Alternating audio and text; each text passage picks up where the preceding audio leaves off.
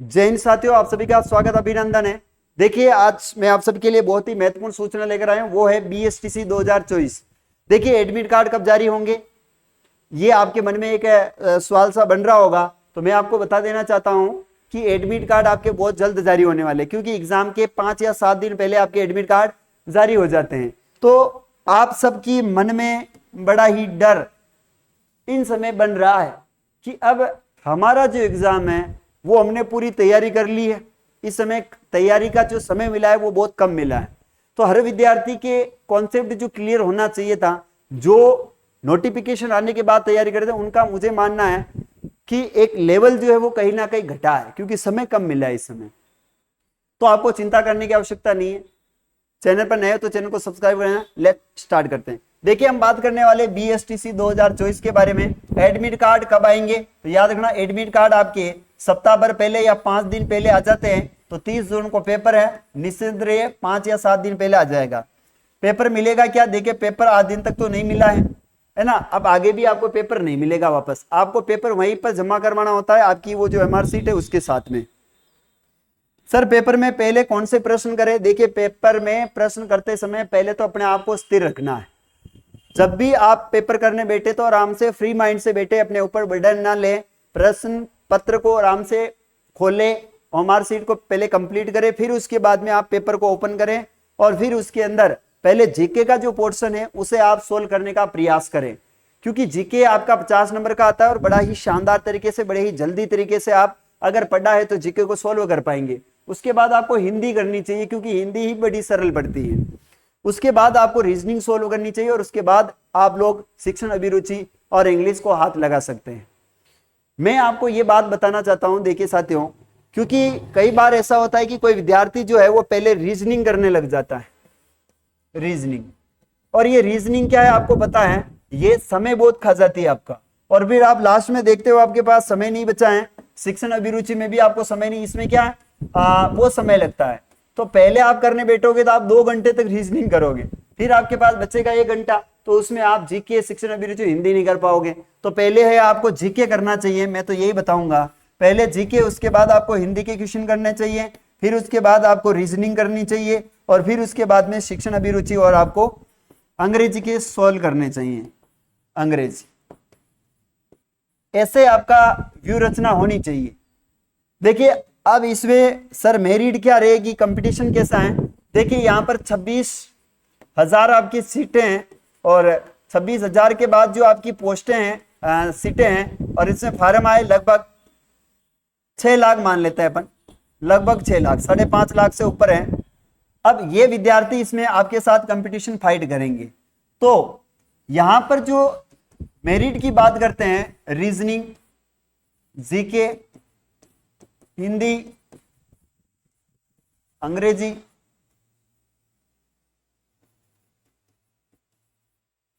शिक्षण अभिरुचि।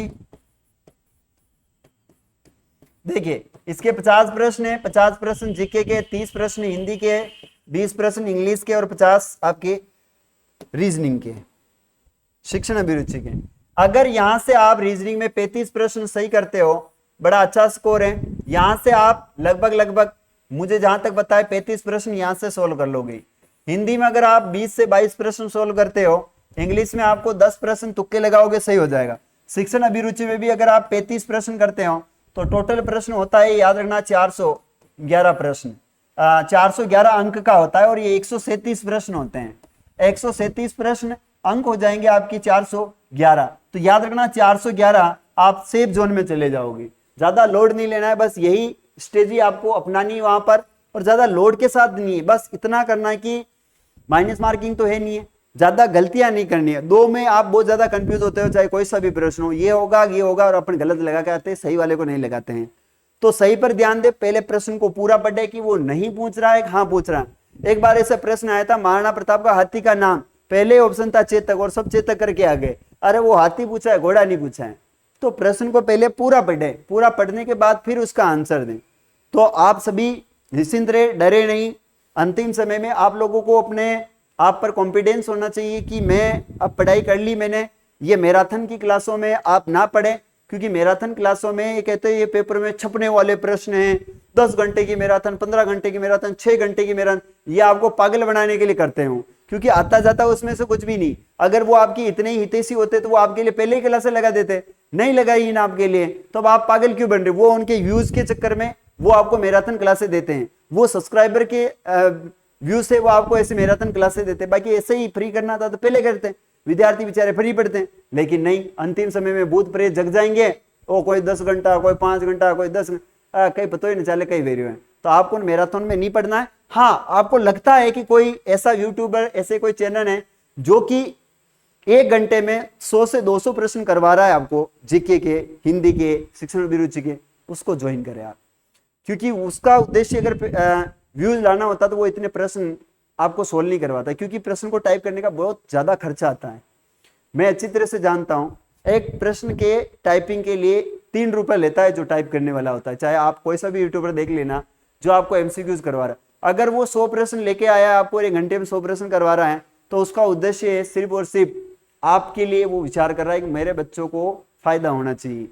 और कोई विद्यार्थी ऐसा है, कोई टीचर ऐसा है जो कि बहुत ही कम प्रश्न करवाता है, 1 घंटे में लगभग 20 प्रश्न करवाता है, तो उसका उद्देश्य है सिर्फ और सिर्फ व्यूज और सब्सक्राइबर गेन करना है ना। तो आपको विशेष ध्यान देना है कि कौन आपके भलाई में सोच रहा है, तो डिसाइड करना है। बाकी मेरी जो राय थी वो आपको कैसी लगी कमेंट करके जरूर बताना, और चैनल पे नए हो तो चैनल को सब्सक्राइब कर लेना, अच्छी लगे क्लास तो इसको शेयर करना। यहाँ पर आपको ऐसी ही जानकारियाँ मिलती रहती हैं। तो पेपर देने जो भी आप जा रहे हो, तो आप लोगों के लिए मैं बेस्ट ऑफ लक कहना चाहूँगा, और बड़ा अच्छी सी आप सभी को शुभकामनाएं हैं कि आप बड़ा अच्छा प्रदर्शन करें, अपने सपनों को साकार करें, और अपने माता पिता का जो एक खोया हुआ स्वाभिमान है उसको बचाए रखें। आप मिलेंगे साथियों अगले वीडियो में, तब तक के लिए जय हिंद, जय भारत।